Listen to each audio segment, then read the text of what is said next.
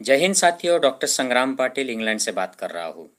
साथियों, फरवरी के महीने में वॉशिंगटन पोस्ट जो न्यूज़पेपर है, बड़ा फेमस न्यूज़पेपर है, रिस्पेक्टेड न्यूज़पेपर है। इसमें एक न्यूज़ छप के आई थी, very sensational breaking news about Indian events. और उन्होंने उस वक्त आर्सेनल कंसल्टेंसी सर्विसेज नाम की जो डिजिटल फोरेंसिक फर्म है, जो ये भी बड़ी फेमस है, 20 साल से काम कर रही है। अमेरिकन डिफेंस ऑर्गेनाइजेशंस और अमेरिका की जो आर्मी है, इनके लिए काम करती है। और दुनिया के काफ़ी सारे साइबर जो मसले हैं, इन्होंने सॉल्व किए हैं सक्सेसफुली। तो इनकी भारत के महाराष्ट्र के भीमा कोरेगांव के सिलसिले में एक रिपोर्ट पब्लिश की गई थी। और वाशिंगटन पोस्ट ने इसको extremely dark side of what ever is going on in India, और इसको वेरी वेल ऑर्गेनाइज्ड क्राइम बताया था, साइबर क्राइम। और ये रिपोर्ट थी रोना विल्सन नाम के एक एक्टिविस्ट है, इनके कंप्यूटर की जो हार्ड डिस्क है उसकी कॉपी की एनालिसिस के बाद आर्सेनल कंसल्टेंसी ने जो रिपोर्ट पब्लिश की, उसके बारे में ये न्यूज़ थी। तो मैंने इसके बारे में एक वीडियो बनाया था, लेकिन मैं आज इसको संक्षिप्त में आपको बैकग्राउंड बताऊंगा कि ये रोना विल्सन कौन है। क्योंकि अभी आर्सेनल कंसल्टेंसी की और एक रिपोर्ट पब्लिश हो गई है, उसमें एडवोकेट सुरेंद्र गडलिंग के कंप्यूटर में किस तरीके से सेम सॉफ्टवेयर मालवेयर इम्प्लांट करके जो चीज़ें की गई, और वो कैसे बड़ा एक साइबर क्राइम है। और ये दुनिया के इतिहास का सबसे बड़ा साइबर क्राइम उन्होंने जो इन्वेस्टिगेट किया है, उनको लग रहा है, ऐसा उन्होंने ऑफिशियल स्टेटमेंट में दिया है। तो ये दो लोग कौन है, रोना विल्सन और एडवोकेट सुरेंद्र गडलिंग। ये BK16 भीमा कोरेगांव के सिलसिले में जो 16 लोगों को आज सरकार ने जेल में डाल दिया है, मोदी सरकार ने, इसके ये दो कार्यकर्ता है। ये BK16 क्या है और ये आर्सेनल कंसल्टेंसी क्या है, और ये BK16 का मामला भारत के कोर्ट में, पुलिस और प्रशासन में किस तरीके से चल रहा है, और अभी जो रिपोर्ट आई है आर्सेनल की, इसके क्या मायने हैं, इस वीडियो में संक्षिप्त में बताऊंगा। साथियों, बहुत अहम मुद्दा है, प्लीज़ अंत तक देखें और ये वीडियो सबके साथ शेयर कीजिए। शासन प्रशासन, आपके नेता, सामाजिक संगठन और सारे दोस्तों में, सारे ग्रुप्स में ये इन्फॉर्मेशन फैलाइए, ताकि लोगों को पता चले कि इंडिया में जो ये पुलिस यंत्रणा है, शासन यंत्रणा है, प्रशासन यंत्रणा है, और ये सब मिलके न्याय व्यवस्था को किस तरीके से अपने हाथ में लेकर कुछ निष्पाप लोगों को, जिनका कोई गुनाह नहीं है, ऐसे लोगों को गुनाह में फंसाकर उनको जेल में सड़ा रहे हैं। और ये BK16 तो अब 16 नहीं रहे, उनमें से एक जो स्टैन स्वामी थे, फादर स्टैन स्वामी, उनकी हाल ही में अभी जेल में मौत हो गई है, और उनके खिलाफ अब तक कुछ भी प्रूव नहीं हुआ है, उनकी बेल की सुनवाई तक नहीं हुई थी। तो साथियों, देखते हैं कि BK16 क्या है। साथियों, भीमा कोरेगांव ये महाराष्ट्र की एक विद्रोही आंदोलनों को, विद्रोही विचारधारा को, समतावादी विचारधारा को प्रेरणा देने वाली जगह है। और यहाँ पर हर साल 1 जनवरी को एक मेला लगता है। उसके ठीक एक दिन पहले विद्रोही और समतावादी संविधानवादी एक्टिविस्ट लोगों ने एक परिषद का आयोजन किया था, उसको कहते हैं एल्गार परिषद। तो इस जो परिषद है, इससे जुड़े हुए 4 कार्यकर्ताओं को और उन्हीं की विचारधारा से जुड़े हुए और 12 लोगों को मोदी सरकार ने इनको अरेस्ट कर लिया। और इन पर चार्जेस ये थे कि इन्होंने सब ने मिलकर मोदी जी को मारने की योजना बनाई, जैसे राजीव गांधी को मारा गया था उस स्टाइल में। और इन्होंने कुछ वेपन्स खरीदी करने की बात की, और कांग्रेस के नेताओं से पैसा लेकर ये सब चलाने की बात की, और भी कुछ उसमें बातें थी। तो ये उनके कंप्यूटर में एविडेंसेस पाए गए, और उस एविडेंस पर कोर्ट ने इनको जेल दे दी, और बेल नहीं देने की इनकी जो स्टैंड है जेल का, कोर्ट का, ये कंटिन्यू है, अब तक कंटिन्यू है। तो ये 16 लोग जो है, ये बड़े हाईली क्वालिफाइड लोग हैं, ये एक्टिविस्ट है। इनमें यूनिवर्सिटीज़ के प्रोफेसर है, डॉक्टर आनंद तेलतुंबड़े, ये बाबा साहब अम्बेडकर के पोती के हस्बैंड है। तो ये बड़े वेल रिस्पेक्टेड, शांति से जीवन जीने वाले सेक्युलरवादी लोग हैं। लेकिन इन पर आरोप यह है कि इन्होंने आतंकवादी साजिश गढ़ी और चाइना और माओवादियों को साथ में लेकर उनकी मदद कर कर देश की सत्ता उलटने का प्लानिंग किया। तो ये हो गया BK16 स्कैंडल। इनमें से 12 लोग तो भीमा कोरेगांव के परिषद में थे भी नहीं, लेकिन फिर भी उनको इसमें अटकाया गया है।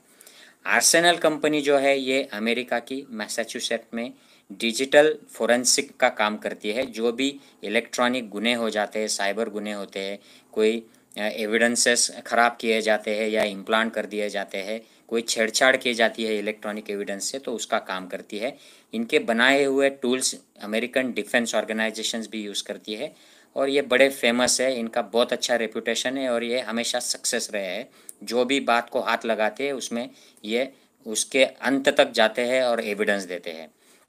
तो साथियों, इन्होंने अब सुरेंद्र गडलिंग जो है एडवोकेट, ये BK16 में के एक जो अब जेल में है, उनके कंप्यूटर की जो कॉपी इनको इंडियन कोर्ट से मिली हार्ड कॉपी, उसका एग्जामिनेशन किया और उसके सारे डिटेल्स दिए हैं।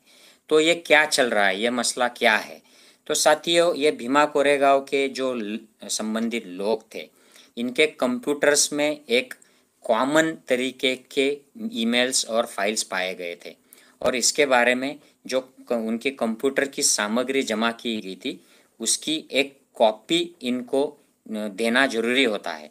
जो जिस पर आरोप लगे हैं उनको देना जरूरी होता है और ये कॉपी जो तैयार की जाती है इसको सिर्फ 10 मिनट लगते हैं, लेकिन इंडियन जो पुलिस है इन्होंने इसको देने में 2 साल लगा दिए। ये जो प्रोसेस है ये एक इसको कॉपी क्लोन कॉपी या मिरर कॉपी कहते हैं और ये स्पेशल मशीन से की जाती है और उसमें कुछ टेक्निकल टर्म्स यूज की जाती है जैसे हैश वैल्यू। हैश वैल्यू का मतलब ये होता है कि उस कॉपी का जो रिकॉर्ड है वो एग्जैक्टली कॉपी कर लिया जाता है और उसमें अगर कोई छेड़छाड़ बाद में होती है या कोई डिलीट कर दिया जाता है फाइल, तो वो सब पता कर ली जा सकती है, वो ट्रेस किया जा सकता है। तो ये आर्सेनिक ने जो कॉपी स्कैन की है, इसका स्टडी किया है, ये एग्जैक्टली जो कोर्ट में पुलिस ने कॉपी दी है उसके रिप्लिका है। तो वो जो बता रहे हैं वो वेरीफाइबल है और कोई अगर चेक करे तो वो कर सकते हैं, उनको वही फाइंडिंग्स मिलेंगे। तो ये क्या हुआ था, तो इसकी डेट वाइज जो रिकॉर्ड्स है वो मैं आपको बताता हूँ कि 19 फरवरी 2016 को, यानी भीमा कोरेगांव परिषद के ठीक 1 साल पहले, एडवोकेट सुरेंद्र गडलिंग इनके कंप्यूटर में एक नेट वायर नाम का स्पाईवेयर डाल दिया गया था। ये वायरस सॉफ्टवेयर होता है, इससे कंप्यूटर हैक हो जाता है। तो ये अटैकर ने सुरेंद्र गडलिंग का कंप्यूटर हैक कर लिया और ये अगले अगले 20 महीने तक ये कंप्यूटर का कंट्रोल उसके हाथ में था। तो ये 2 चीज़ें कर रहा था। एक, वो सर्वेलेंस कर रहा था, उसने 20 महीने में 30,000 फाइल्स और आइटम्स का सर्वेलेंस किया कि ये क्या क्या एक्सेस कर रहे हैं, इनको क्या ईमेल आ रहे हैं, ये किसके कौन से वेबसाइट्स पर जा रहे हैं। और दूसरा काम ये किया कि जस्ट बिफोर अरेस्ट उसने इस तरीके की फाइल्स इस लैपटॉप में डाल दी कि जो इनको कोर्ट में सबमिट होने की वजह से इनको जेल हो गई और बेल नहीं मिल रही है। तो ये कौन सी फाइल डाल दी, तो इन्होंने लोकल डिस्क पर एक मटेरियल नाम का फोल्डर क्रिएट किया। ये हिडन फोल्डर है ताकि अगर सुरेंद्र गडलिंग या रोना विल्सन अगर कितना भी ढूंढे उनके कंप्यूटर में तो उनको ये नहीं मिलेगा। और ये मटेरियल फोल्डर में एक सब फोल्डर डाल दिया, इसमें रेड एंड ड्रीम इस नाम का सब फोल्डर, और इसमें बहुत सारी फाइल्स डाली जिसमें कि 14 इम्पोर्टेंट फाइल्स आर्सेनिक कंपनी को भेज दी गई थी आरोपियों द्वारा। और ये उन्होंने स्टडी की और इसका रिपोर्ट दिया है। तो उनका कहना है कि उनको ये सर्वेलेंस और इम्प्लांट किए गए इसके एविडेंस दिए हैं उन्होंने, और इसके सारी डिटेल रिपोर्ट 18 पेजेस की उन्होंने पब्लिश की है जो इंटरनेट पर अवेलेबल है, सोशल मीडिया पर घूम रही है। उनके हिसाब से ये जो फाइल इम्प्लांटेशन का और सर्वेलेंस का काम था ये एक दिन रुक गया था 19 अक्टूबर 2017 को, क्योंकि इस दिन एडवोकेट सुरेंद्र गडलिंग का कंप्यूटर रिपेयरिंग के लिए गया था, उसमें रीइंस्टॉलेशन हुआ था। तो ये जो सॉफ्टवेयर है नेट वायर ये नॉक ऑफ हो गया था, तो उसके बाद उसका काम रुक गया था। तो ये एग्जैक्टली सब मैच करता है, इसलिए वॉशिंगटन पोस्ट ने इसको ऑर्गेनाइज्ड, वेरी ऑर्गेनाइज्ड क्राइम बताया था कि ये अटैकर कुछ तो लैपटॉप पे इम्प्लांट करता है, ये इम्प्लांट हो जाने के बाद दूसरे दिन पुलिस जाकर उनको अरेस्ट करती है और फिर पुलिस ये हिडन फाइल्स निकाल कर कोर्ट में सबमिट करती है और कोर्ट उनको अरेस्ट करता है और बेल नहीं देती है। और साथियों, ये जो इलेक्ट्रॉनिक डॉक्यूमेंट्स होते हैं, इनकी फाइल्स जो होती है, इसके बारे में नेशनली और इंटरनेशनली क्या लॉज है। तो साथियों, इंटरनेशनली अब बहुत सारे देशों में इलेक्ट्रॉनिक एविडेंस को स्क्रैप कर दिया गया है, क्योंकि ये मैनिपुलेटेड हो सकते हैं, इम्प्लांट कर दिए जाते हैं, ये इसमें चेंजेस हो जाते हैं, एडिट कर दिए जाते हैं, छेड़छाड़ होती है, तो इसको स्क्रैप कर दिया गया है। इंडिया में भी ऐसे ही रूल है, इनको कंप्लायंस B65 कहा जाता है। और इसके अनुसार जो भी इलेक्ट्रॉनिक एविडेंस आता है उसको ठीक तरीके से डिजिटल फोरेंसिक जांच के बिना इस पर भरोसा नहीं किया जाना चाहिए, ऐसा इंडिया में भी लॉ है। लेकिन भीमा कोरेगांव के मामले में ये नहीं किया गया है। जैसे ये एविडेंस सबमिट किया गया, इन सबको जेल हो गई और इनको बेल भी नहीं मिल रही है। और पुलिस ने ये फाइल जो है, इनकी कॉपीज ये फोरेंसिक जांच के लिए दी है, लेकिन कोई भी फोरेंसिक जांच कोर्ट को सबमिट नहीं की गई है। तो इन आरोपियों की तरफ से जब ये हार्ड कॉपीज अमेरिका भेजी गई, आर्सेनल कंसल्टेंसी को भेजी गई, तब ये एविडेंस सामने आ रहा है। लेकिन इंडियन कोर्ट ने इसके बारे में कुछ भी एविडेंस पर एक्ट नहीं किया है।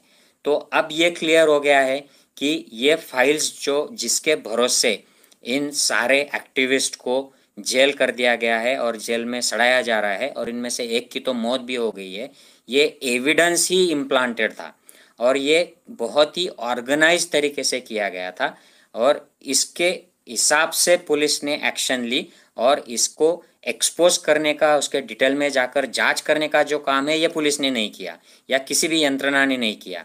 तो ये सब ऑर्गेनाइज लग रहा है, किसी खास इरादे से इन सबको एक साथ जोड़कर, भीमा कोरेगांव से जोड़कर, जो समतावादी अंबेडकरवादी विद्रोही जो मूवमेंट्स है, इसका एक प्रेरणा स्थान है, उसको बदनाम करने के साथ साथ इसको उसके साथ जोड़कर आतंकवादी गतिविधियों का नाम देना और इन सब का मुंह दबाना, इस तरीके का कोई बड़ा षड्यंत्र इसमें लग रहा है। इसलिए इसे वेरी ऑर्गेनाइज्ड और एक्सट्रीमली डार्क जैसे वर्ड यूज करके वॉशिंगटन पोस्ट ने डिस्क्राइब किया था।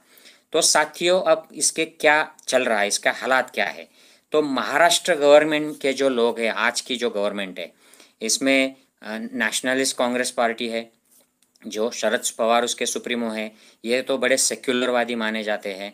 कांग्रेस पार्टी है, कांग्रेस पार्टी के जो महाराष्ट्र में जो नेता है, ये भी बड़े सेक्युलर, स्ट्रांग सेक्युलर है। जो भी बच गए हैं, जो किसी और बहाने से कांग्रेस में नहीं रहना चाहते थे, वो अब भाजपा में चले गए या और अलग अलग पार्टीज में चले गए। और मुख्यमंत्री जो है महाराष्ट्र के, बड़े विवेकशील और समतावादी उद्धव जी ठाकरे हैं, उनकी शिवसेना ये सरकार में है। ये सब तो मेरी जानकारी के हिसाब से इनको सबको मालूम है कि ये सब क्या हुआ है। लेकिन फिर भी महाराष्ट्र की पुलिस और एडमिनिस्ट्रेशन जो है, ये कोर्ट में इन लोगों का सपोर्ट नहीं कर रही है, इनके खिलाफ एक्ट कर रही है। तो ऐसा क्यों हो रहा है? गवर्नमेंट के लोगों को पता है कि इनका कोई दोष नहीं है, लेकिन फिर भी उनकी पुलिस और एडमिनिस्ट्रेशन ये बात नहीं सुन रही है। इसका यही मतलब है कि इस एडमिनिस्ट्रेशन और पुलिस में ऐसे कुछ अधिकारी है जो सीधा केंद्र से ऑर्डर्स लेते दिख रहे हैं, ऐसा मेरा मानना है। तो मुझे एक अपील करनी है महाराष्ट्र गवर्नमेंट से, आप खुद संज्ञान ले और देखिए कि इसमें क्या चल रहा है, क्योंकि न्याय करना बहुत ज़रूरी है। This is a very very dark issue. इसका ये काला जो धब्बा भारत के इतिहास में हमारे शासन प्रशासन और न्याय यंत्रणा पर लगने वाला है, इसको अगर हमें डैमेज कंट्रोल करना है तो जल्दी से जल्दी इस पर इंटरवेन कीजिए। और अगर कोई अधिकारी आपको लग रहा है कि ये जानबूझकर केंद्र के आदेश लेकर इन भीमा कोरेगांव के लोगों को फंसा रहे हैं, इन एक्टिविस्ट को फंसा रहे हैं, तो आप उनको हटाइए और किसी अच्छे नेक न्याय करने वाले अधिकारियों को इस जगह पर बिठाइए और इन लोगों की आवाज़ कोर्ट तक पहुंचाइए। कोर्ट में भी आप इस अहवाल को स्वीकार कीजिए। आर्सेनल कंसल्टेंसी का जो अहवाल आया है, रिपोर्ट आया है, इसको महाराष्ट्र गवर्नमेंट ने ओपनली एक्सेप्ट करके कोर्ट को भी इसको तसल्ली देनी चाहिए कि ये एक्सेप्टेबल है और इस बेसिस पर इनका रिप्रेजेंटेशन ठीक से होना चाहिए। ऐसी मैं महाराष्ट्र गवर्नमेंट को अपील करता हूँ, क्योंकि केंद्र की सरकार को अपील करने का कोई मतलब ही नहीं है, मूर्खता होगी कि उनसे कुछ एक्सपेक्ट किया जाए। तो साथियों, मैं आशा करता हूँ कि मैं आपको इस वीडियो द्वारा आपको एक्सप्लेन कर पाया हूँ कि ये BK16 क्या है, आर्सेनल कंसल्टेंसी का क्या रिपोर्ट आया है,